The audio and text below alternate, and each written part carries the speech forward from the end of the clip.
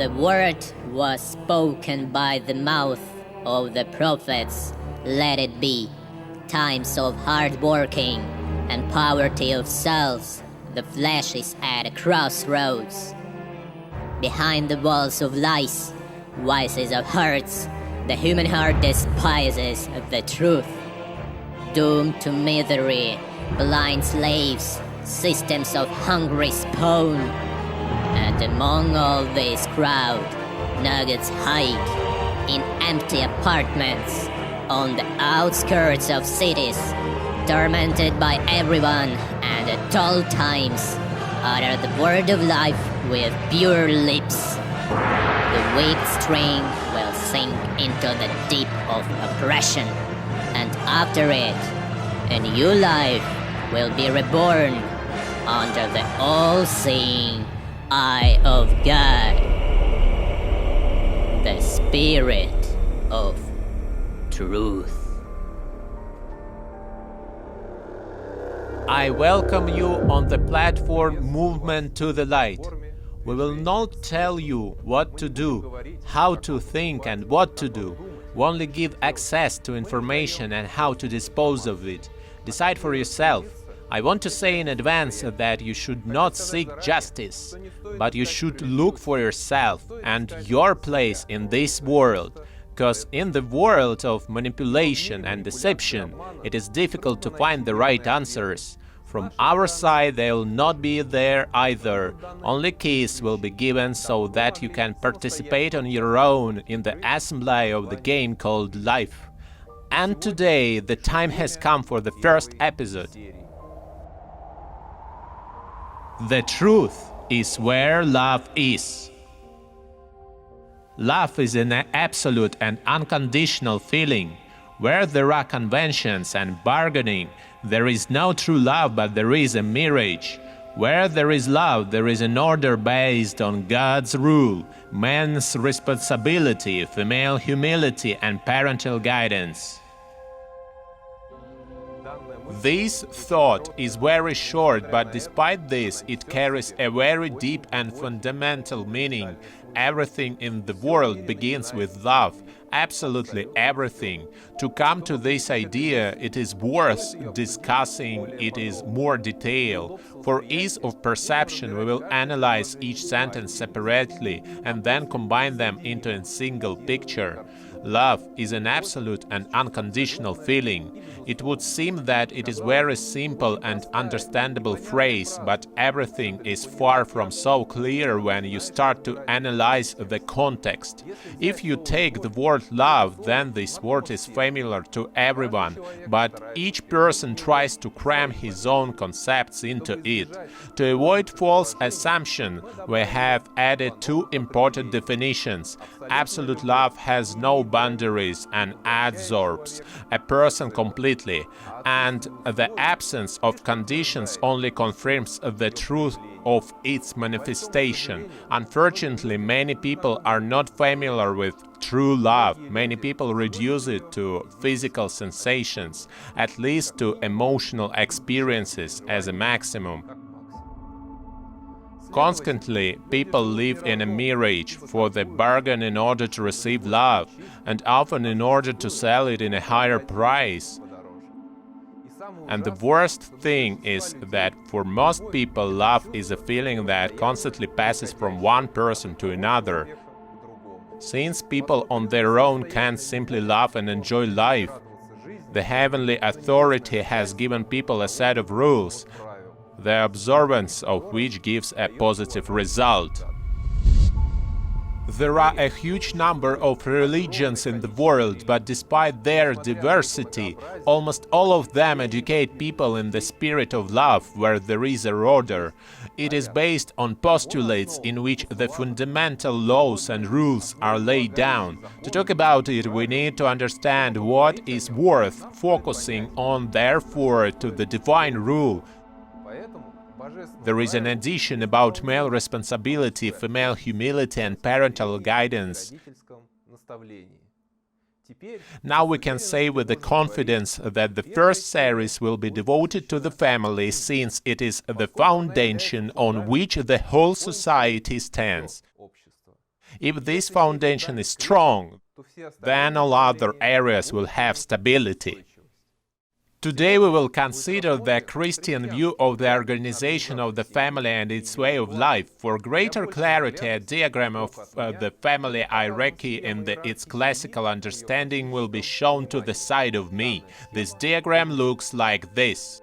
The family consists of a husband and wife over whom God stands. It is very important to know that we didn't specifically mention children, since the family is primarily a husband and wife, and children are already a result that may or may not happen, because it happens that spouses don't have children for various reasons, but from this they do not lose the status of family people.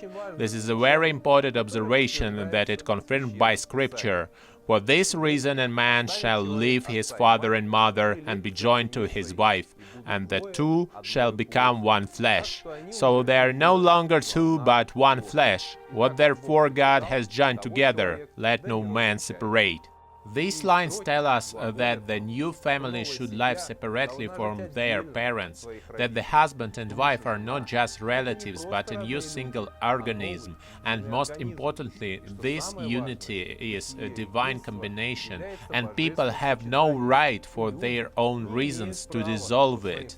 I am sure that now a bunch of commentators will come running up with the words that this can only be in an ideal world, but do not rush to look for reasons for the discrepancy. We will have time to talk about them. Today the entire series will be devoted to what needs to be done so that people haven't chosen each other, live together their whole lives in perfect harmony. So, we found out that the husband and wife are a single whole kinship of their degree. In order for this unity to be preserved, each of the spouses must fulfill certain obligations.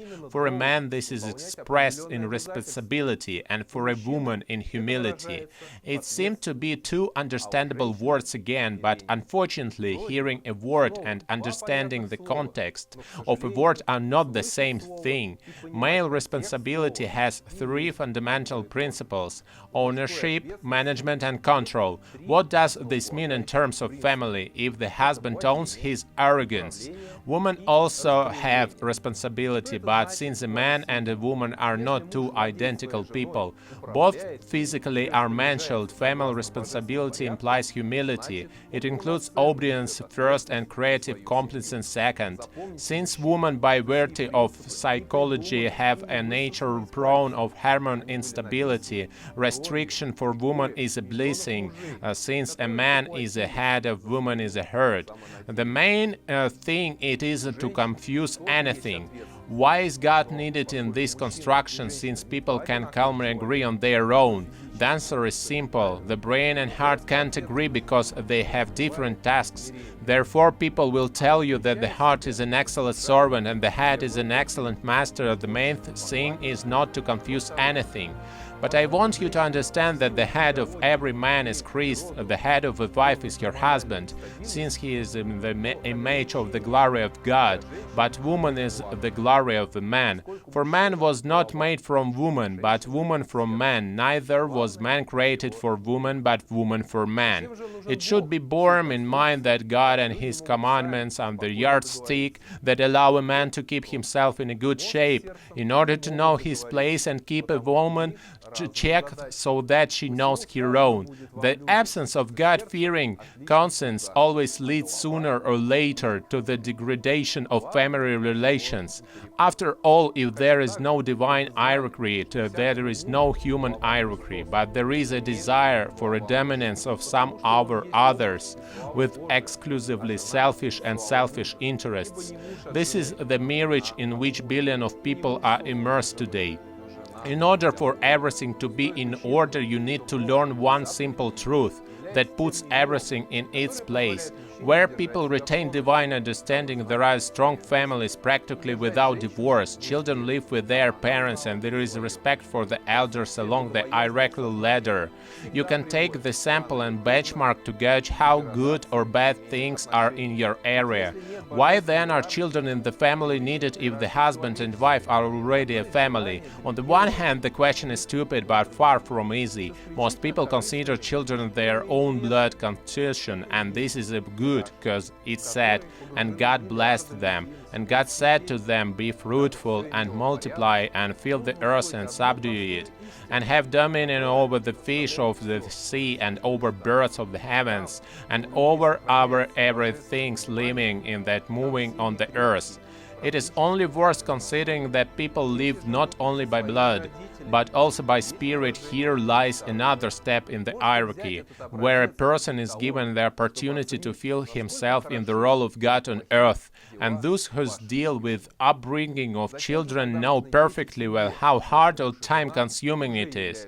These people are no longer so angry with the Creator for some troubles, because they understand of knowledge, the rules, and the understanding the observance sometimes are very far from each other.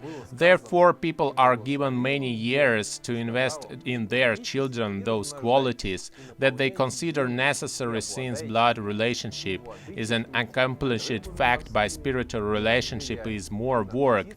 If for some reason the spouses can't have their own children, they can always take on the upbringing of strangers. Thus, the spouses respect of the nature, don't try to deceive it, knowing that the absence of children is a psychological fact, and the one who goes against the given starts negative selection, because in physics the strongest survives.